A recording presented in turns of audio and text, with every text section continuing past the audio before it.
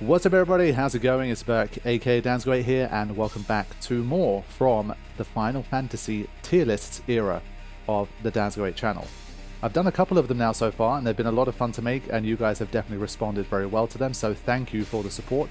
And we are going to continue now with one that's been on my mind for some time, and that is, of course, the super bosses of the game, because fighting super bosses in Final Fantasy is one of my favorite things, and I have fought many of them during my time with the games. And so what we're going to do in this video is to go through all of the ones that I think are worth talking about and putting them onto a tier list. Of course, there's a little bit of a what even is a super boss? How do you categorize something as a super boss or not? I think sometimes it's very obvious and sometimes it's a little bit more of a gray area. What I basically did was literally go into the Final Fantasy wiki and see what they think is a super boss, and if I agree with it, then I've included it in my list. But there's, I think, one or two things that might not have been in that list that I deemed enough of a super boss kind of experience to still include. Anyway, so this list isn't going to be completely exhaustive, because I think there's going to be some things that you guys would have considered more of a super boss that I haven't talked about. And by that same token, there might be some things that I have talked about that you would say that's not even really a super boss. But this is just a list of things that I thought would be worth talking about when it comes to this particular topic. And of course, it's going to be about my own personal subjective experience with them. It's not a tier list of pure difficulty. If a boss is very difficult, then of course it's kind of understood the assignment and therefore it should have a higher ranking. But just because a boss is very difficult, it doesn't always make it a good or fun fight. And sometimes, even though, for example, a boss is known to be difficult, I might have had a particularly easy time with it, or a boss might be known to be an easier super boss and I might have had a really difficult time with it. So all of these things are going to play a role in terms of where I place them. But as you guys know, no matter where I place them, it's never going to align with everybody, and that's obviously part of the fun. So let's get into it and start talking about some of these super bosses that I've faced over the many years that I've been playing Final Fantasy. We are going to skip the first three Final Fantasies, because the only real super bosses for Final Fantasy 1 and 2 are in the Dawn of Souls versions of the games, which I did not play on the channel. I did the Pixel remasters, and therefore I didn't get to face those super bosses, so those ones are not going to be on the list. In the future I would like to go back and fight them, but for now there's nothing from Final Fantasy 1 and 2, and Final Fantasy 3 basically didn't really have a super boss anyway, so we're not going to include anything from that one either. We are going to begin with the PSP version of Final Fantasy 4 that I played, which does include some super bosses, and the first of those is Brachiorydos. This guy I thought had a really cool looking design. I always love a dragon boss. It's just, for me, there's something just fundamental about fighting the dragon, you know, it's always such an iconic kind of avatar of challenge and adventure and epicness. And so for me, this fight was genuinely tough. Final Fantasy 4 in general, I didn't find it that difficult, but Brachiorydos was a really tough boss, wiped me out quite a lot, and it took quite some time to figure out a way through. I think cool looking boss, very powerful, intimidating moves, took a long time to work out, and relative to the rest of the stuff that I was facing, I think it really did step it up in a way that makes it really deserving of being considered a legit super boss. And so for me, I really enjoyed the Brachiorydos fight, and because of how difficult it was as well, I think I got to give this thing an A tier. I think from the earlier Final Fantasies, like the super bosses are generally good, but I don't think there's very many like really great ones. And so I think this was definitely one of the better ones, and it was legitimately challenging. And I think it had a lot of things going for it, so I think it deserves something like an A tier, I would say. Then there was Zeromus EG. Now this one I'm going to pull it down multiple pegs. This one I kind of had high expectations because it's like the final super boss, but I think I didn't really like the design as much, like the face and stuff on it. I just didn't think it was a cool looking enemy design. I think I beat it first time. It wasn't as difficult as I hoped for either, and in general it didn't really give me that super boss experience, and after Brachiorydos it kind of fell a little bit flat for me. It did have the great music, and opening up with a move like Big Bang and stuff was pretty cool, but I think for me it wasn't enough to elevate it to a particularly high level, so I'm going to put this one in C tier. For me, Brachiorydos was definitely a lot better of a boss fight than Zeromus EG, so I want to spread them out a fair bit. So Zeromus EG is going to go in the C tier for me. Moving on to Final Fantasy V, we have Enuo, which is like kind of the final boss, like the super boss that you can face in that one. I would say this one I'm going to place in B tier. I do think it was better than Zeromus for me personally. I think visually it definitely looked quite cool. I did get through it first time, but it was definitely quite tough, and it wasn't like an easy win by any means. One thing that always frustrated me a little bit about the supposed tougher bosses of like the earliest Final Fantasies was that they always tended to have quite low HP. Then you could find ways to deplete this HP very, very quickly. And so whenever I found like a boss or a supposed super boss who basically had enough HP to withstand those type of onslaughts, it automatically elevates them to a higher level. And so this one, basically, it has, I think, 60,000 HP normally, but it has like 2 phases. And so I think in total you take out about 120k, which I think is definitely like good. It's an improvement on obviously like the final bosses of the game and that kind of thing. But I still sometimes I feel like they're not quite tanky enough to be considered like proper super boss kind of levels. And so I wouldn't say it made NUO a pushover by any stretch. And so NUO, for that reason, I can't put it higher than a B, but it was definitely a decent super boss fight.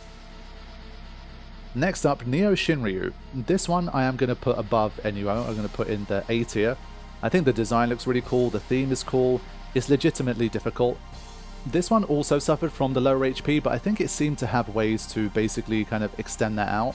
Obviously, HP in that sense is also relative, even if the number of the HP is low. If it has a lot of ways to nullify damage or to heal itself, then it basically behaves as something that does have more HP. And so I felt like Neo Shinryu did a better job with that, and so I did definitely enjoy that boss more than I enjoyed NUO, and so I'm definitely going to put it a tier above, and it goes in the A tier for me. Alright, next up we have Omega Mark II, and this one I'm also going to put in the B tier. I would have loved to put it higher. It does get some points for being basically the first iteration of Omega that appeared. The Mark II version, again, is kind of the more extra content, proper super boss version of it. But Omega became such an iconic staple of the series that I have to give it a little bit of credit for that. But for me, I think it was probably a little bit gimmicky in terms of how like invulnerable it was to a lot of stuff. And things like the accuracy-based attacks missing for Omega. I think it had a lot of things that were designed to just stonewall you and make it a little less fun, I feel. And so obviously in some ways that's part of the challenge and that's part of the point, so I can't obviously hate on it too much. But I think it's less of a fun way to tackle a boss, and so for that, I have to kind of pull it down a little bit. And to be fair, I got a little bit lucky with it. I kind of was able to be, I think, a little ahead of schedule. So I didn't really experience as much of the grind as I think a lot of people potentially would have against this guy. So it goes in B tier for me. Definitely not a bad boss, I would say. And it is Omega, and it's the first one. It's based very heavily off the one that's in kind of the OG release as well. And so it's going to go in the B tier for me. Now, next up is Kaiser Dragon from Final Fantasy VI. And this one, even though it has 65,000 HP, it operates in a way where it behaves like it has much more, because it has like those multiple life things going on. Now, I couldn't understand it as much when I was first playing it, but the way that it operates, it basically has 5 lots of 65,000 HP, which I definitely kind of ultimately I prefer for a super boss. And so that definitely helped. The array of attacks that it had was insane and befitting of a super boss, looked cool, good theme, and the way that it obviously kind of, you have to beat the other dragons in order to unlock Kaiser Dragon, I thought was definitely really cool. So it's somewhere between A tier and S tier. It's hard for me to decide, maybe S tier, or I think maybe I'm going to put it in S tier, actually, because I do like the way it combines so much of what you've been facing up until that point, and the way that it was able to find a way to mitigate the sort of limitations that they had in terms of the max HP they could give bosses.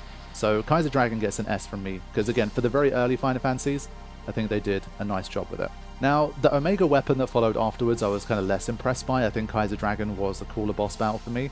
And so Omega weapon goes to B tier for me. It was relatively tough, it was a pretty long fight, and again, they gave it more HP than kind of the standard 60 to 65,000, which was cool. But it didn't have like a cool intro. Like Kaiser Dragon also had a bit of an introduction to it, and so it kind of upped the hype as well. And Omega weapon was just kind of, you just go straight into it and fight. And so I do give Kaiser Dragon some extra points for that too. So I do think there was a bit of a gap between Omega and Kaiser, so Omega belongs in B tier for me. Now, Emerald Weapon from Final Fantasy VII. We're going to start to get to the super bosses I think more and more of you know and would have faced yourselves. Emerald Weapon has to be S tier for me. The design is iconic, like the weapon concept in Final Fantasy VII I always loved. The way that it's just swimming around underwater with the theme and the way that you can encounter it. The experience you have the first time you encounter it. The array of moves that it has, the difficulty level, the Air Tam Storm thing being like an anagram of Materia Storm, the mechanics of it.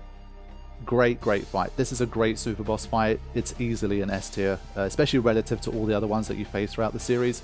For me, there's no way it's not an S tier. Great fight, great super boss.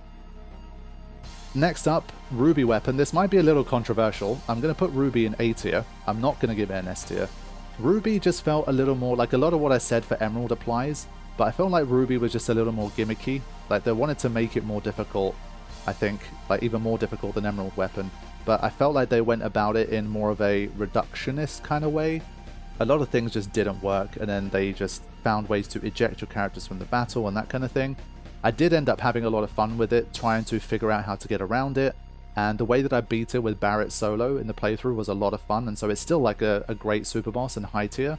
But I think Emerald, just as an overall package, I did enjoy more than Ruby, so I do want to differentiate the two, and so I'm going to keep Ruby in A tier for this video. Let's move on to Final Fantasy VIII. Final Fantasy VIII doesn't have a lot of super bosses, and what it does have is another Omega weapon, and I do think this one is a good super boss. I'm going to put it in the A tier. It does have a lot of that sort of difficulty and intimidation factor. The light pillar move that it has, like when you see that and you're just like, what the hell am I supposed to do? How do I deal with this? A lot of difficulty involved there, a lot of figuring out how to get around it.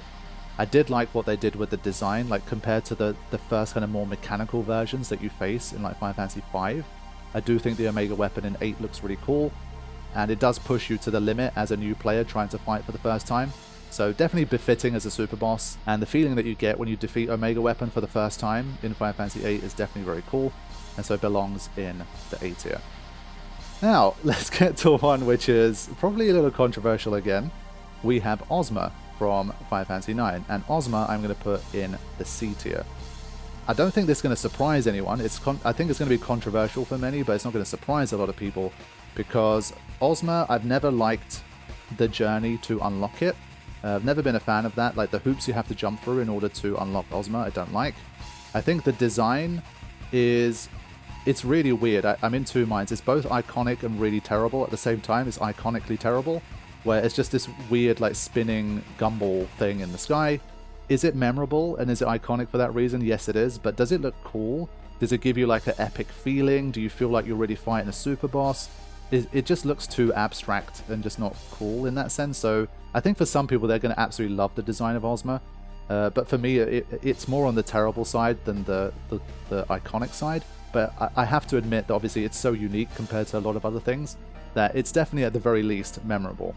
Now mechanically also, like yes, it's a very tough fight, but I felt like the meteor thing was very gimmicky with it, where like you could go from having a very easy attempt where it doesn't really use meteor to getting completely wiped out basically almost no matter what you do. And so it's a very almost random fight in some ways, where getting something consistent was not easy. And so for me, like Ozma, yes, challenging fight, definitely a super boss, but I think the overall experience of getting to it and then what is the payoff after you jump all those hoops to get to Ozma, it just wasn't satisfying enough for me. And so yeah, I'm going to put it in the C tier. So sorry Final Fantasy IX / Ozma fans, but I've always said the post-game of Final Fantasy IX is not one of my favorites, and I'm going to put my money where my mouth is and put Ozma in the C tier. A shout out to the Yan. I think the Yan's more like a B/A rank.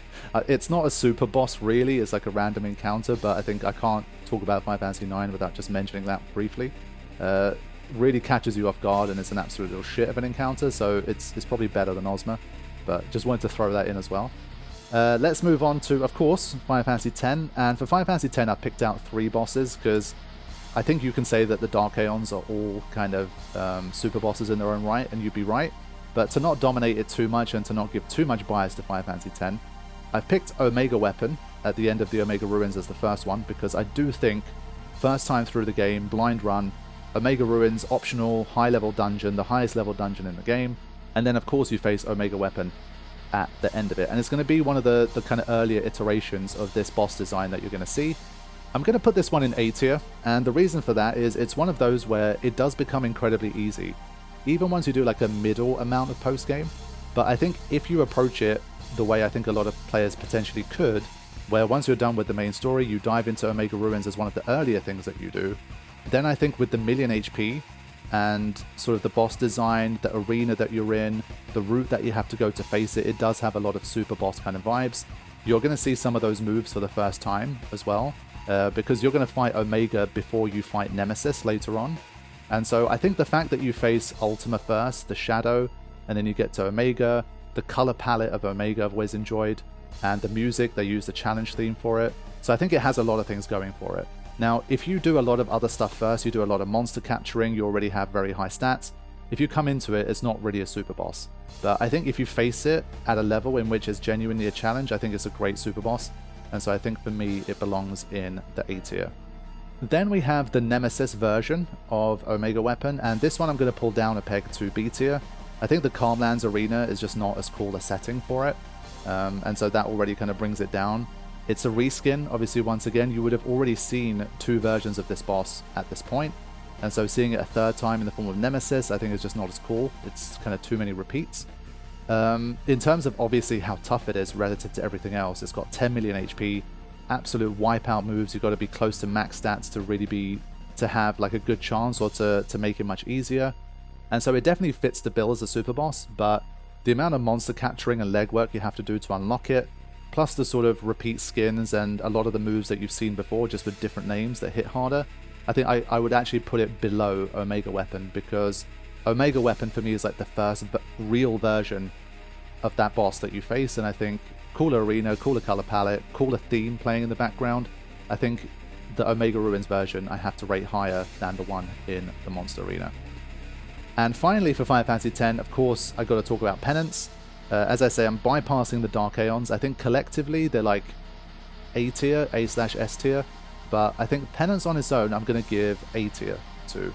Not S tier, because I think for Penance I feel like there's almost no middle ground, where when you obviously face it for the first time and you're very new to the game, you're going to feel like you have absolutely no clue what you're doing, you're getting completely destroyed. It's obviously a bona fide super boss, 12 million HP, you've defeated all the Dark Aeons, but you could really, really struggle against this guy. But it feels to me like once you do understand how the fight works, or you've looked up a guide, and you're at max stats and you've got your preparations in place, then it turns into a little bit too much of a going through the motions fight. And I think a lot of us, myself included, the first time we beat Penance, we used some kind of keeping the arms down strategy. And so many of the battle's moves and the richness and the depth that it has comes from what the arms can do, that the best way to defeat it is to basically have the most boring version of the fight, potentially. I think for that reason, it can't be an S tier for me. It takes a bit too long. I think it having 12 million HP doesn't add that much. But I think the reason it still stays in A tier is because, of course, it is a bona fide super boss. It is very hard to beat. And if you're not looking up any guides and you're trying to figure out how to win, then I think you could spend a lot of time preparing, trying different equipment out, trying different strategies out. And it's not a fight that you can just win by, say, spamming overdrives or something like that. You still need to execute a plan, and you need to do it consistently and carefully for a long period of time. So it's very difficult. Its design is unique. The flying boss battle in the sky as well, it's definitely a cool look. The greenish sky is quite iconic. And so for me, it's still an A tier, but I think a lot of people would have thought I'm going to put a Final Fantasy X super boss as S tier, but I think A tier is as far as I'm willing to go for Penance. Now, Final Fantasy X-2 is a game where I admittedly did a lot of the content, but I didn't do all of the potential super boss stuff. And it falls into sort of the category of I just wasn't interested enough in the road to get to them. I just didn't enjoy the game enough fundamentally to spend that much time and effort getting to it. And so of the stuff that I did do the VIII Infinito, because I always liked the concept of that. And so the one boss I am going to talk about from X-2 is going to be Tremor. Tremor, I do kind of also enjoy how unassuming he is. He's just this old dude that just comes in and does all of these crazy moves on you. And also some of the battle quotes that he has, like where he starts to sing some of the Hymn of the Faith and stuff, like that kind of stuff was memorable to me. Genuinely tough, again, for people who have not used a guide and don't know pretty much like exactly how to deal with him, what exactly are his moves, what's the best build for him, and all that kind of stuff. You're going to struggle, and it will take you a while to figure it out. And so I would say for that, like Tremor deserves, I think, an A rank, because even though he's not like a physically impressive, intimidating, like in terms of just pure vibes, I don't think he's a particularly great boss. But I think it's hard for me to kind of ignore the VIII Infinito overall as a dungeon. Even though it's a separate super boss video, obviously the VIII Infinito itself is such a, like, it's a very simple, but it's a great dungeon, and it is very difficult for new players. and Tremor is a very difficult boss, and so I feel like he's got to belong in the A tier for that reason. And so I think, yeah, I think I've got to put him in the A tier, because I think it's just a bit more representative of the overall experience of getting to Tremor and fighting him. And I feel like if I'm going to dock points for, say, Ozma, because I don't enjoy the path there and I don't think it's particularly good, I think for VIII Infinito and like trial mode and that kind of thing, I do like stuff that's just a bit more simple. It's just a deep dungeon or like a tower and you just have to go up, and it's just like, you know, a difficult kind of boss rushy level kind of system. And I think that for me has always worked well with these games. I do enjoy it, and so I think I've got to give it some credit. But I definitely can't put it in S tier, but I think A tier is a fair position for Tremor and the VIII Infinito. So yeah, there are definitely some bosses even in there that I would consider super bosses, but there's just too many to talk about, and so I'm just going to use Tremor as like the main one to represent the VIII Infinito. Next up, we're moving to Final Fantasy XII. Now, Final Fantasy XII has so many bosses that I'm not going to include all of them. I think this is one where, again, the super boss line can be a little bit blurred for some of them, and so I won't talk about all of them, but the ones I will mention, first of all, I'm going to talk about Yzmat, and this is another controversial one for me, but this is one where there's some important context here. Yzmat was one that I knew about before playing it for the first time, and the famous thing about Yzmat was always the fact that it had like 50 million HP, and it was one of the ultimate endurance boss fights in the entire series. And that's obviously true, but I played the Zodiac Age version for the first time, so that was my first full experience of playing Final Fantasy XII and any of its bonus content. And apparently in this version there are ways in which to basically make this fight easier and to speed up the process a lot as well. And so that's why for Yzmat I'm putting it in C tier, but I would say the reason it's in C tier is because of me experiencing it through the Zodiac Age for the first time.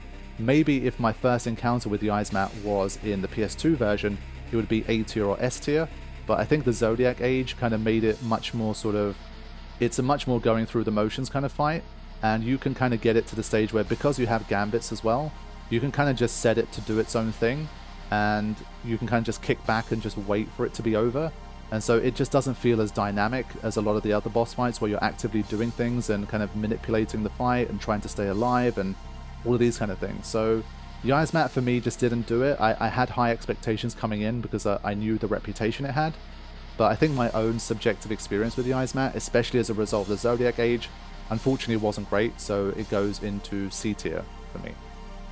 Next, Omega Mark 12. I think this was a cool boss fight. I would put it a tier above. I'd definitely put it in at least B tier. Difficult fight, definitely requires like I think a lot more sort of work in that sense than Yzmat did. More dynamic, more things happening.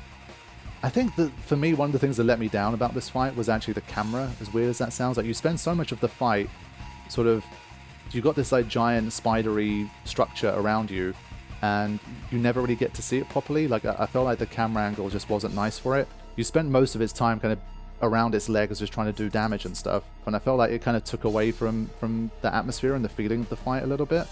But was it a difficult, good fight? Yeah, I would say so, but I don't think it was like iconic and cool enough to be any higher than a B rank for me, so that's where I'm going to put it. Now, a higher rank fight for me would be Zodiac. Zodiac was definitely very tough. It was one of the bosses, like the moveset that it had was definitely quite fearsome. I remember it taking me quite a while to figure it out. Finding a way past it was tough, and I think the levels that I came in with, and obviously the fact that it's my first playthrough, I'm not looking up any guides on how to make it easier. Like, Zodiac was definitely a very tough boss, and one that I remember well as being challenging. So I think Zodiac I might put in S tier, actually. I think if you were to probably average out everyone playing it and their own rankings, it would probably be lower. But again, for my own subjective one, I've got to, I think, put it quite high, because I did have quite a war with Zodiac, and I remember, like, it did feel a bit cheap near the end, I have to say, so it's somewhere between A and S tier. Oof. I'm going to talk about the judges last, and so again, I want some degree of separation, because I don't want to put it on the same tier as the judges. I'm going to put it in A tier for the reason that I want to differentiate it with the judges, but Zodiac, for me, subjectively, was one of the more memorable super boss kind of experiences that I've had, so definitely belongs in A/S tier. Hard one to decide. But what's not a hard one to decide is the judges. For me, the judges, if I have to rank all of the super bosses here, probably the best. If you're talking pure rankings, I think it's probably the best. Again, a lot of the magic of this one was coming into it with no guide. The levels that I came in at, like I didn't come in with like level 99 all max everything, and so that also made it a lot harder. It was incredibly tough, and the fact that you're facing, it's one of those rare occasions where you're outnumbered. Almost always it's kind of a 3-on-1, 4-on-1. If you count, say, Penance's arms, which you can defeat, it's going to be a 3-on-3. The fact that you are outnumbered here is a very rare occurrence when it comes to super bosses, and it completely changes the dynamic. It turns a game which I think is a very, like, you know, relies on gambits, and, you know, you can program a lot of the stuff. You still can, but I think it ends up making the fight a lot more dynamic, where I felt like you had to intervene a lot more and not just sort of set up your gambits and just let things play out. And so trying to figure out the order in which to tackle them, trying to identify what weaknesses each one might have, the overall challenge level, and the thrill of beating them at the end definitely makes the judges an easy S tier for me. One of the absolute best super boss experiences of Final Fantasy. Now we move on to Final Fantasy XIII, and for this one, again, things are going to get very subjective. I am going to talk about Vercingetorix first. This is the guy you face if you want to complete all 64 Seedstone missions, and I had so much fun with this boss. I felt like Final Fantasy XIII, I've always said it, it really shines, the battle system really shines when you are facing difficult things. And Vercingetorix was a great example of this for me. It required a lot of setup and preparation. Within the fight, it was very dynamic. It required a lot of timely paradigm switches and trying to do the right thing at the right time. And the fight gets progressively more and more challenging and more difficult. And by the end, you are really scrambling and trying to hold on. And so for Vercingetorix, I also faced it in more of a challengey kind of format as well when I played through the game for the second time. And for me, it's just such a dynamic boss, and it really brings out a lot of the best of the battle system of Final Fantasy XIII that I'm going to put it in S tier. It's very hard. Like the first time you come across it, again, no guides, you don't know anything, you fight Vercingetorix, you're probably going to get your ass handed to you. And it's going to take some time. You might have a lot of difficult, hard to take losses where you're down at like the final 10%, 20% of his HP, and you get wiped out before you can finish it off. For me, like those are the kind of hallmarks of, for some people it might be too annoying and too frustrating, but for me it was just on that nice line where I knew I could win, but I just had to execute better. And so Vercingetorix for me was a great super boss, and I really enjoyed it, and so it goes into S tier. And the other one from Final Fantasy XIII I will include is, of course, LongGui. I can't talk about Final Fantasy XIII optional bosses without talking about the giant Adamantos type bosses, and LongGui is the hardest variant of that, the super boss version of it. For me, I kind of collectively think about all of the giant tortoises in the game, and I'm going to put it in A tier. Just the sheer stature of it, the intimidation factor of facing a boss like that in that game, and the way that they just stomp you out like the first time you fight them, for me it was really memorable.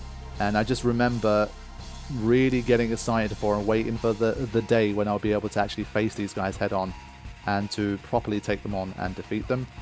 I think again it's another one that makes the battle system of Final Fantasy XIII shine, where technically you're still filling up ATB bars and selecting moves, but I think it's still very dynamic and you're executing things in a pretty fast-paced and fun way. So yeah, LongGui gets an A.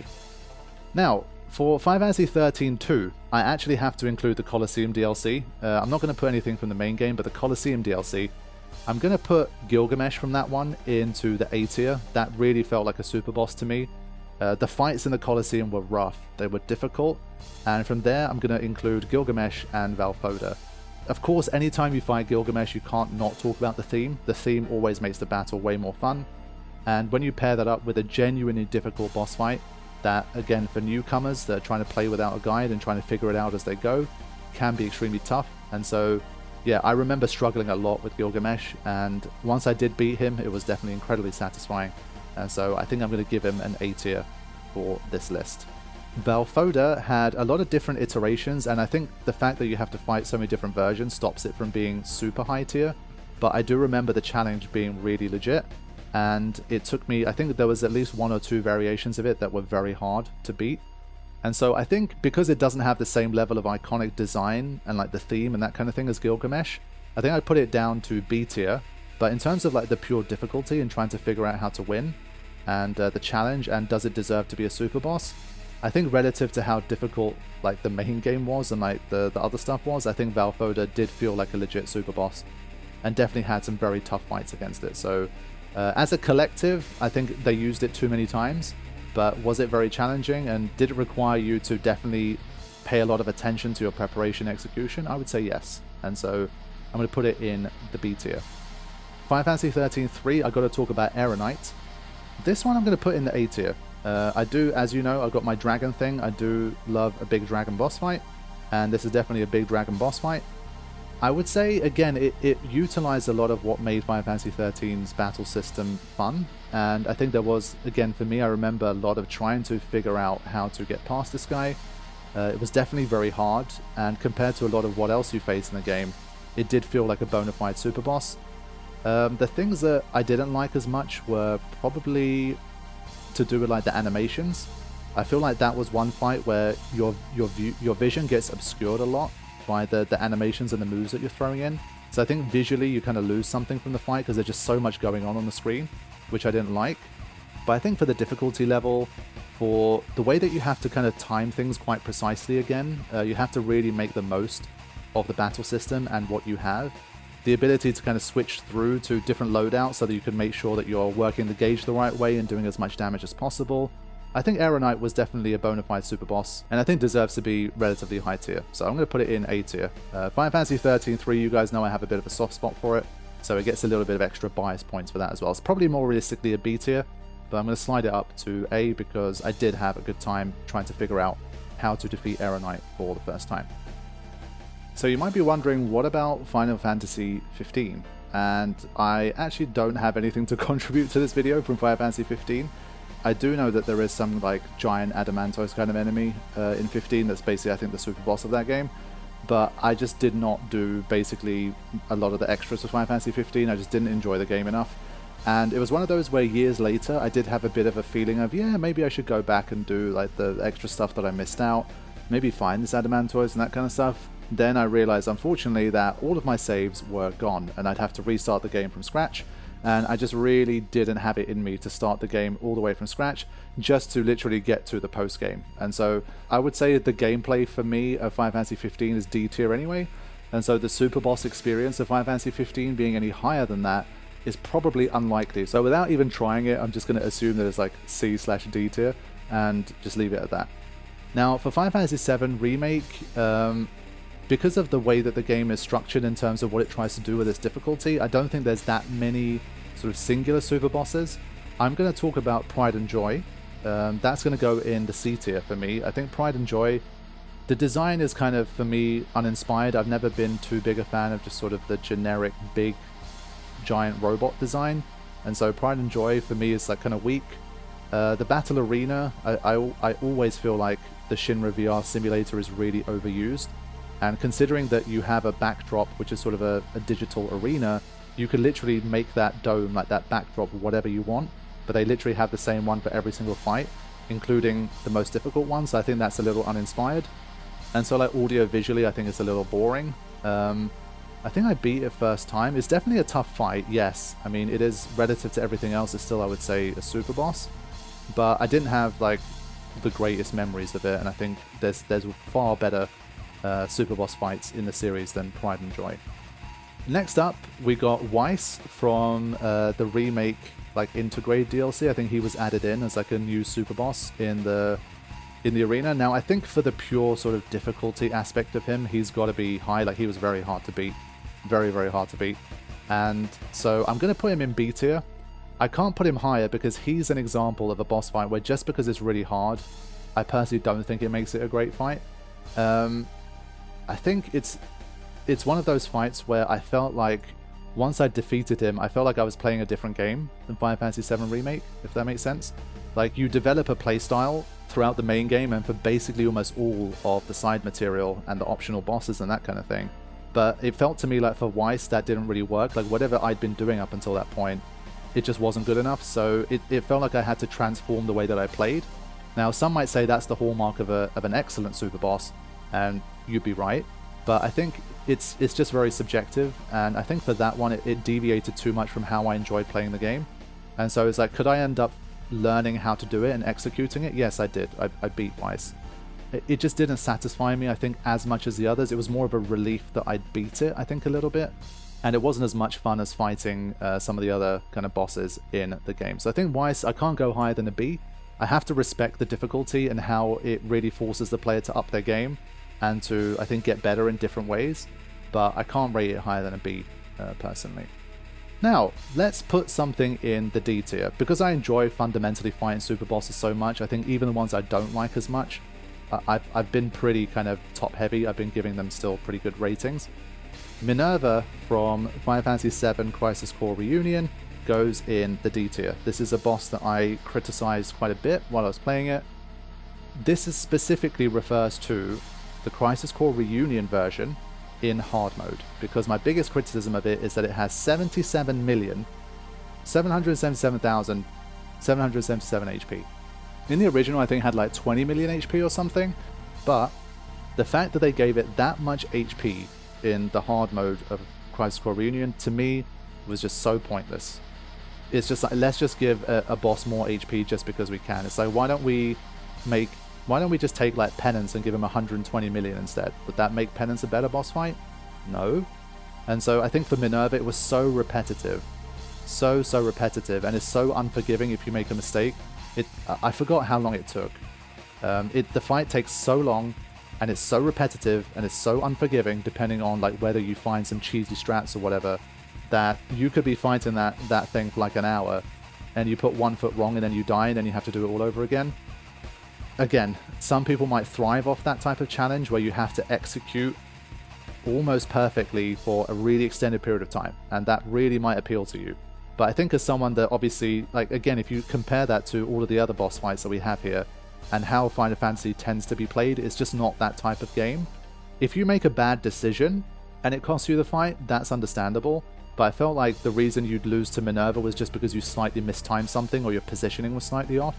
And for me, those are not Final Fantasy reasons to lose a fight, you know what I mean? And so, again, on a personal subjective level, I just did not enjoy the Minerva fight. If it was much shorter, like if it took you, say, 10, 15, 20 minutes of quote-unquote perfection or close to perfection to beat it, I think I'd rate it much higher. But the way it is in Crisis Core Reunion hard mode, I really didn't enjoy it. Just far too much going on there in terms of the HP. And just because a boss is super hard to beat and takes a really, really long time, it doesn't necessarily make it a good boss design and a good experience in my opinion. So D tier for Minerva. Now, moving on to Final Fantasy XVI, we've got Svarog, which was basically, I would say, Superboss. I think it's an S tier, and I think it's supposed to be the most difficult boss fight that you can fight in sort of the main game. Just so we have some 16 representation, I'm going to put it in. Now, I do love my dragon bosses, and yes, I think cool looking dragon boss, and it did have some really cool looking animations, but I think it wasn't that hard. I mean, I think I beat it first time or second time or something. I did use like the special Phoenix Down, a special elixir, whatever, final elixir, whatever it's called. But still, I mean, if I knew that you could get more of those, I wouldn't have used it, and it probably would have taken me an extra attempt or two. I think for 16, I just fundamentally just the battle system of 16 is just not strategic enough for me, and it's not enough to do with like preparation and strategy in the fight and that kind of thing. So much of 16's battles are just reliant on timing, like dodge timing, precision dodging, parrying potentially, and that kind of thing, that I just don't get the same entertainment that I do from the other one, so I can't rank it too high. And I think like as a super boss, it's just not in the same league as a lot of the other things that we fought here, so I think C tier for me. I think from the first DLC, Omega definitely visually looked really cool. That one I think upped it a little bit more. I think that was definitely a bit more worthy. Again, would I call it a super boss? Not really, but it was the final boss of an optional DLC, so I'm going to include it in the list anyway. I would put it in B tier, I think, above Svarog, because I did think like the challenge level and the way the battle plays out, the arena, that kind of thing was cool. It's always nice to see Omega as an optional boss as well. So B tier, but no higher than that. And then Leviathan from the Leviathan DLC, I mean, it should be one of the hardest bosses that you face. I think C tier again. Obviously some epicness in the fight. The two icons, the clash of the icons is always cool to fight. Definitely some great audio-visual moments, but I think again, like the battle style of 16 is one that I just do not enjoy enough, I think, to put any quote-unquote super bosses any higher than something like a C level. And also, it had that one bit where it's doing the countdown to the tsunami that I think was just really artificially unfair. Like, the countdown was so tight that it was just really unnecessary for me. It broke up what was a really epic and a much more flowing fight. And it's one that I definitely looked up just to see if it was a bit of a me problem. And there are extensive posts about how annoying that aspect of the fight is, and it's definitely not just me. So I think if you didn't have that issue and your fight was much more flowing from start to finish, you'd probably rate it higher. But for anyone who also got a bit annoyed by that whole like countdown to the tsunami, I think that really killed the momentum of the fight, and it was just kind of artificial. It felt very artificial in terms of its difficulty. So I think C tier for Leviathan as well. So 16's like optional hard boss content I don't think was on point. And so I'm gonna leave that one at that. But I think the final one that I will talk about is, of course, Final Fantasy VII Rebirth. This one I'm only going to talk about two things, because again, there's a lot of blurred lines here in terms of what constitutes a super boss and what doesn't. The one I'll talk about is Gilgamesh, because I want to be positive about it. The Gilgamesh Island sequence I really enjoyed. It's completely optional, and you fight those sort of dual summon combinations, which are difficult and potentially super bossy in and of themselves. But then you get to Gilgamesh, and the whole build-up to it, the interactions you have with Gilgamesh, the quest line that you take to get to that final boss is already cool. And then, of course, you end up having a fun, I think, dynamic, satisfying fight against Gilgamesh, where you can make use of a lot of the tools. And it's not all about, you know, dodging and blocking at exactly the right time. You can still get away with not being a precision expert on the timing and reflex side of things. As long as you're generally strong enough, your levels are high enough, you have good equipment, you have the right materia, you're healing in the right way, you're buffing and debuffing in the right way, and you're taking your chances when they come, I think Gilgamesh is like a nice difficult fight, fun to fight, and I think it stays true to the battle system of the game, and it doesn't become this wild reflex test where unless you're absolutely perfectly blocking and dodging and parrying everything, you're not going to be able to win. And so I think Gilgamesh was a nice sweet spot, so I'd put it firmly in the A tier. But because I don't think it's a proper super boss, and there's stuff that's a lot more challenging to do overall in the game, I think it's also like, for stuff like that, I can't put it in the S tier, I think. And so finally, I think you can't talk about Final Fantasy Rebirth without talking about those pesky mission things where you're in the VR simulator and you have to do those challenges where you have to defeat like 10 rounds back to back or something. Are they the hardest thing to do in the game? Yes. But the way that they designed them for me was so grueling and so deliberately time-consuming and unforgiving that I really fundamentally did not like how they approached it. I'm going to put it in the D tier, so this is a bit more of a protest vote than anything else. But even though like some of the individual battles in there were really great, the fact that they put all of them back to back, and the fact that you could get to say round 7, round 8, round 9, round 10, it could take you half an hour, 45 minutes, an hour to get that far. And then because you don't, the first time through especially, you don't even know what you're facing. And by the time you start to figure out, okay, in round 9 I'm facing this guy, so I need to make sure I do this for this fight, you have to do it all over again. It was such a time drain and such a grind that it really killed the quality of the individual fights for me. And so because it's not a super boss anyway, it's kind of a super challenge, but it's not a super boss, I think I just didn't like the approach that Rebirth took for that.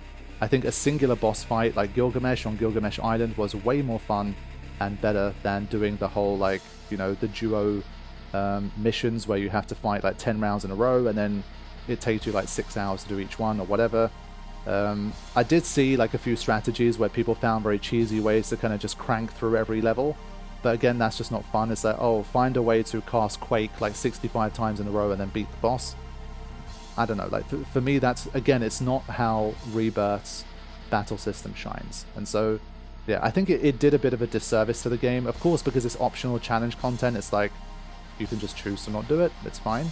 But if we're ranking sort of super boss, super challenge experiences in Final Fantasy, it's definitely not one of my favorites. There was a lot of great things about Rebirth and a lot of great individual fights, but collectively those challenges, those brutal and legendary challenges, for me, again, did I complete them? Yes, I did. But could I say I really enjoyed it? And it really did a service to the game. And compared to, again, all of the stuff that we've been talking about, like compared to, say, fighting the judges or fighting I don't know, emerald weapon. Like for me, again, in terms of just pure enjoyment, it just wasn't in the same league. And so for me, definitely wasn't a fan of those. And so again, I'm going to put my money where my mouth is and put the Rebirth mission stuff in the D tier, because I just did not like that approach. And there's plenty of examples in the game where, for me, they just did it better. And it just felt like those ones were just added in for the sake of adding it in, and making the runtime as close to 200 hours as possible for people wanting to do everything. And so, yeah, definitely not an approach that I personally enjoyed very much. And I think with that, I can conclude my personal Superboss tier list. I'm sure there's going to be plenty of disagreement here in terms of what I selected, but these are my own experiences based on the last 20 years of playing Final Fantasy and defeating these bosses. The list is incomplete because I am missing some stuff, like for example the Dawn of Souls version of Final Fantasy 1 and 2 that has a few super bosses, and probably a few things in there that you guys think are super bosses that I didn't talk about. And so maybe this is something that I will revisit someday in the distant future. But for now, I think I am very happy with this one. Thank you guys for watching this. I hope you enjoyed it. I'll be back with more tier lists in the future. As I say, there's definitely an endless amount of things to talk about. And as long as people continue to support it and enjoy it, then I'm always happy to make more of these because they're fun to think about and to decide. If you want to support content like this and get early access to it, alongside lots of other perks, please do check out the Patreon. It really does support the channel in a massive way, and it helps me to continue to make the content that you guys know and love. And so with that, I'm signing off. Thank you so much for watching. I will see you soon for another tier list. Take care.